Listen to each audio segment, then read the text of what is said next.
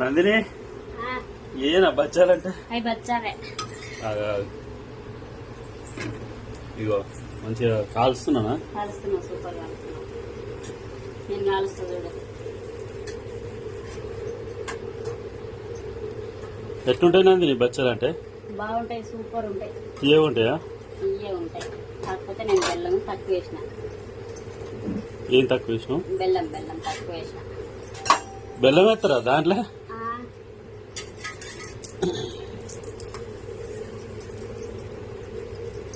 బెల్లం వేసి ఇంత శనగపప్పు ఉడకబెట్టి మిక్సీ పట్టి యాలకులు వేసి